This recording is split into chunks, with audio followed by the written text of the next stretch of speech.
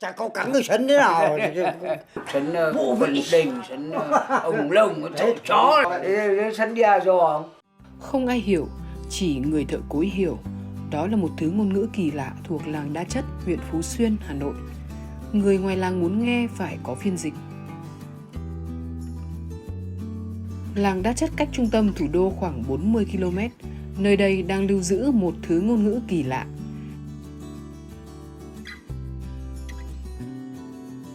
May quá, cái mà gặp được. Vâng, đi. Vâng. Cho, cháu này, cháu này. Ngôi đình cổ mang đậm dấu ấn thời gian này được coi là nơi xuất phát điểm của thứ ngôn ngữ kỳ lạ còn gây tranh cãi. Ông Nguyễn Văn Đoán, một phó cối già của làng, cùng chúng tôi thắp nén hương tưởng nhớ thành hoàng làng, và câu chuyện khám phá nguồn gốc tiếng lóng kỳ lạ này bắt đầu từ đây. Theo thần phả của làng, vị thánh của làng là Trung Thành Thượng Đẳng Tối Linh Đại Vương. Ông trưởng thành từ thời vua Hùng thứ 18 năm 228 trước công nguyên. Trung Thành Đại Vương có nhiều đức tính cao quý và lập nhiều công trạng với đất nước. Nhờ thế, sau khi mất, vua cho làng Đa Chất là nơi thờ phụng thần mãi mãi. Trở lại với tiếng nói kỳ lạ mà chúng ta đã được nghe từ đầu phim, có vẻ như đã được Trung Thành Đại Vương truyền dạy cho dân làng. Nhưng liệu có phải vậy? Chúng ta cùng tiếp tục khám phá xem sao. Làng Đa Chất có nghề truyền thống là đóng cối và cũng làm nông nghiệp như bao làng quê Bắc Bộ khác. Dựa theo thứ ngôn ngữ từ xa xưa, dân làng đã cải biên và truyền miệng nhau, tạo nên ngôn ngữ giao tiếp trong đời sống sinh hoạt hàng ngày. Phải có người phiên dịch mới biết, chứ không có người phiên dịch phải nghe thật là kỹ mà lắng nghe thì mới biết. Ví dụ như là nếu như các người mà lắng nghe thật kỹ mà ngồi trong mâm này chúng tôi thiếu một đôi đũa chẳng hạn thì chúng tôi bảo là thiếu cái mỡ chèo. Thế thì bây giờ cái người ấy đứng dậy đi lấy đôi đũa, nếu mà bác để ý thì bác biết đấy là đôi đũa. Hay là thiếu cái môi chúng tôi bảo cái mở môi. Thế, chẳng hạn thế thì là các bác là biết là cái ứ là chúng tôi đi lấy cái ứ vào thì các bác biết là đấy là mới biết, chứ còn nếu không phiên dịch thì không ai biết được. Tính. Tính là gì cô? Tính là khác. Đấy. Chúng tôi tập trung tại đình làng cùng người dân trao đổi và ôn lại thần tích cùng những từ ngữ độc đáo được coi là bí quyết riêng của làng. Qua tìm hiểu, chúng tôi phát hiện rằng từ trước tới nay thứ ngôn ngữ này được lưu truyền theo phương thức truyền miệng chứ chưa có một hệ thống văn bản chữ viết hoàn chỉnh nào. Cách phát âm, phiên âm mới chỉ được ghi lại gần đây trong cuốn Văn hóa dân gian làng Đa Chất của tác giả Chu Huy, Nguyễn Dần. Đặc biệt, ở làng có nghề truyền thống đóng cối tre. Để phục vụ cho việc sinh hoạt và giữ bí quyết nghề với khách hàng, nên họ đã hình thành và hiểu với nhau trong một hệ thống ngôn ngữ riêng. Những tiếng lóng đầu tiên chủ yếu được các thợ cối sử dụng để nhắc nhở nhau trong sinh hoạt, ăn mặc, trong việc giữ gìn đồ đạc, tiết kiệm nguyên liệu và bàn bạc nhanh về giá cả, công giá làm việc. Những cái công việc liên quan đến cối, rồi những cái dụng cụ để sản xuất ra nghề cối là cái sản phẩm văn hóa có tính chất là vật thể, thì chính là cái tiếng lóng này nó là một cái sản phẩm văn hóa phi vật thể của một cái làng nghề, mà không phải làng nghề nào ở cái đồng bằng Bắc Bộ cũng có. Tiếp tục câu chuyện về nghề đóng cối và thứ ngôn ngữ kỳ lạ. Ông Đoán cho chúng tôi xem chiếc cối xay thóc do ông tự làm hoàn toàn bằng tre. Truyền thống làng Đa Chất là từ cổ nhân đến giờ là dùng tre khô. Cái này, cái răm này toàn bộ bằng tre khô. Cái phần tươi có cái đai này, cái chân và cái đai này và cái tai. Thế chúng tôi đóng phải để có khe. Tức là cưa cái tre thấp tre cao để nó có lỗ, thì khi thóc nó trôi xuống thì nó vào lỗ này thì bắt buộc cái này cũng có lỗ, là hai cái nó bật ra được hột gạo. Nhưng mà đặc biệt của nó xay được 2 chiều.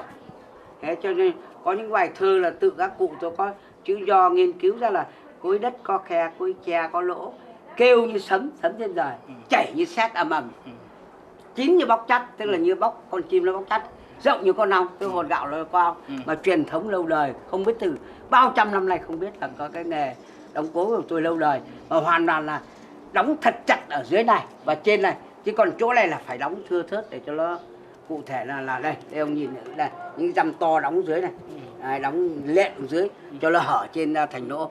Đây những cái đóng to này, cái tính năng tác dụng nó, nếu nhà nào mà đông con khoảng độ chục người đổ lên thì cũng được 4 năm.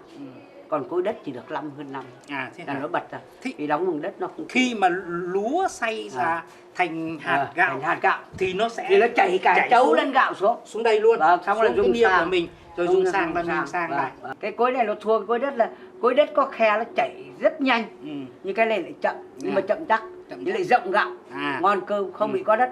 Cái loại này cái răm trong cùng là phải ải mục ra. Thế còn cái thứ hai là lại bánh tẻ, cái này là phải thật già, loại này nó có 3 loại đấy này. Tiếng thì lâu, tiếng là mệt cả người. 8 đoàn. Rồi đây là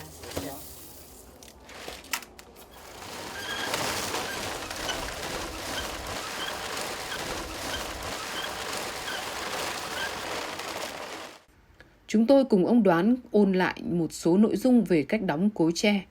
Ông say sưa giảng giải bằng hình thức song ngữ như để sống lại một ký ức, một thời vang bóng cùng với nghề đóng cối của mình. chú đi sân ớt nha, tớ bớt được tớ thấy cây thật xuộm ấy, ngay là để sấn cho thật êm, thật thuôn và nó trong táo. Rồi sấn với cuốn trong nó nặng. trong nó Cái đoạn 1 nhá, tức là chặt cây tre này cho thật già, đừng có tránh mọt mà sấn cho nó choáng, tức là đẹp vào thì chết được cong dùng, tức là lấy được nhiều tiền. cái bí quyết của cái làng nghề đóng cối thì nó chỉ là một phần thôi. Thế nhưng mà nó lan rộng ra là kể cả bây giờ như chúng tôi đi ra ngoài xã hội chẳng hạn, chúng tôi giao dịch với nhau bằng cái tiếng nóng trong cái lúc cần thiết thì nó giải quyết được rất nhiều công việc. Qua việc này, chúng tôi phát hiện thêm tiếng lóng của làng Đa Chất là sự kết hợp của cả tiếng Quốc ngữ phổ thông và Hán Việt. Song ngôn ngữ này rất giàu từ vựng, phong phú trong cách phát âm. Chúng tôi hiểu rằng đây là Việt ngữ, với mức độ đậm đặc hơn rất nhiều so với những từ ngữ riêng của các làng quê Bắc Bộ khác. Theo giáo sư tiến sĩ Trần Chí Dõi, ngôn ngữ Việt rất phong phú, nó vay mượn, giao thoa với các dân tộc khác để hình thành nên một hệ thống ngôn ngữ đa sắc màu như hiện nay. Và qua quá trình dày công nghiên cứu, ông đã chứng minh rằng ngôn ngữ làng Đa Chất không phải là ngôn ngữ cổ truyền lại từ thời Âu Lạc. Nếu mà là tiếng cổ thì nó phải được lưu truyền theo một cái quy luật ngữ âm. Nhưng mà ở đây không nhận thấy một cái quy luật ngữ âm như vậy. Cái điểm thứ hai là khi nghe những cái từ mà của cái tiếng lóng làng Đa Chất, ví dụ như số đếm, thì chúng ta vẫn thấy là lẫn vào những cái từ mà chuyên môn ngôn ngữ học của chúng tôi gọi là từ Hán Việt. Mà đã là từ Hán Việt thì không thể có từ cái thời kỳ Âu Lạc được. Đó là cái lý thứ hai. Cái lý thứ ba là rất nhiều những cái từ mà chúng ta nghe người Đa Chất nói là chúng ta cũng có thể hiểu được. Ví dụ như là cái từ mà rau muống thì gọi là cái gì? Gọi là giáp nhất. Thì chính cái giáp nhất đấy là cái Hán Việt mà những người có tri thức về Hán Việt cũng biết được rằng đấy là một cái từ gốc Hán chứ không phải là một cái từ thuần Việt. Và vì vậy với những cái cách mà tìm hiểu như vậy thì rõ ràng là chúng ta không có cơ sở để nói rằng đây là cái tứ tiếng nói cổ của người Việt từ thời Âu Lạc lại, mà nó thuần túy chỉ là một cái tiếng lóng của cái nghề nghiệp đóng cối, mà cái làng Đa Chất là một cái làng đặc thù ở khu vực đồng bằng Bắc Bộ. Xã hội phát triển cũng là lúc những chiếc cối tre kia dần trở thành kỷ niệm của một thời lao động thủ công. Vậy liệu rằng cùng với đó, thứ ngôn ngữ kia có còn tồn tại? Ông Đoán giờ là thủ từ của đình. Ông đang lau chùi bộ dụng cụ đóng cối tre quý hiếm còn sót lại với một sự tiếc nuối vô hạn. Bộ dụng cụ này đã từng một thời cùng ông rong ruổi đi đóng cối khắp các tỉnh thành miền Trung Du và miền núi phía Bắc. Giờ đây, được ông nâng niu cất giữ ngay tại đình làng để nhắc nhớ về một thời đã qua.